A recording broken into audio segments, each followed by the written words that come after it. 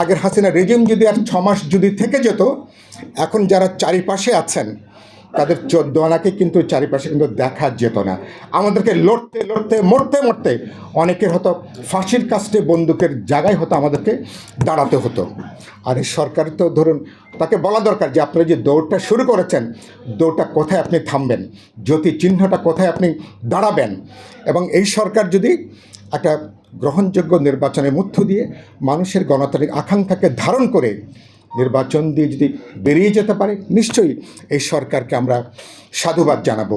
বাংলাদেশ, আমরা দেহের নিরাপত্তার জন্য অনেক সময় আমরা আমাদের আত্মাটাকে বিক্রি করে দিই, নিজেদের সত্তাটাকে বিক্রি করে দিই। কাহলিল জিব্রানের বিখ্যাত কথা আপনারা জানেন যে আমরা আমাদের স্বপ্নগুলোকে, আকাঙ্ক্ষাগুলোকে আমরা সোনা রূপায় যেন আমরা পরিণত না করি।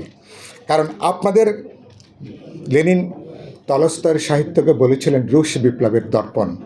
প্যারি কমিউন যখন আগে হয়েছিল তখন জানেন যে ফরাসি দেশের দার্শনিকরা, কবিরা, লেখকরা তারা পুরো জমিনটাকে তারা কিন্তু তৈরি করেছিলেন।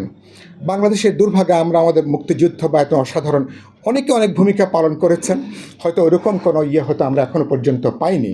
কিন্তু আমি যেটা বলে শেষ করব, অসাধারণ একটা সুযোগ আমাদের জন্য তৈরি হয়েছে।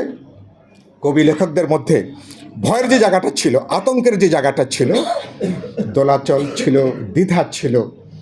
আর এঙ্গেলস খুব বিখ্যাত কথা বলেছিলেন যে পেটি বুর্জোয়ারা বলছেন কোনো যুদ্ধে জয়লাভের পরে যখন বিয়ারখানায় আনন্দের সীমা থাকে না, ওই সময়টুকু ছাড়া পেটি বুর্জোয়াকে আর কখনো বিশ্বাস করা যায় না। সে দেখতে চায় কোন পক্ষ জয়লাভ করবে, কোন পক্ষ জিততে পারে, এটা দেখে সে তার পক্ষ অবলম্বন করে।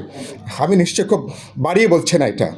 তো এরকম একটা জায়গা থেকে আমি বলবো, আমাদের ছাত্র তরুণরা, শ্রমিকদের, আমাদের সবার অভ্যুত্থান আমাদের ভয়টাকে দূর করে দিয়েছে। যে জাড্য ছিল আমাদের মধ্যে, যে নানা ধরনের দোলাল চিলচুর ব্যক্তি, পরিবার, সমাজ, এটাকে কাটিয়ে দিয়েছে।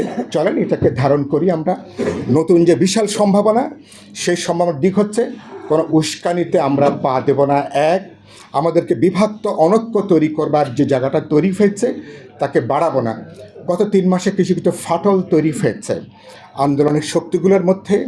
সরকার বহু এজেন্ডা থাকবে, কিন্তু সরকার তাকে তার গুরুত্বপূর্ণ 3-4টা কাজ, কেবলমাত্র বাংলাদেশে যদি 5 বছর পর পর অবাধ, নিরপেক্ষ, বিশ্বাসযোগ্য নির্বাচন যদি হতো, তাহলে এরকম একটা ফ্যাসিস্ট অথবা এরকম একটা দলকে, ফ্যাসিস্ট চরিত্র হয়তো বা দেখা যেত না।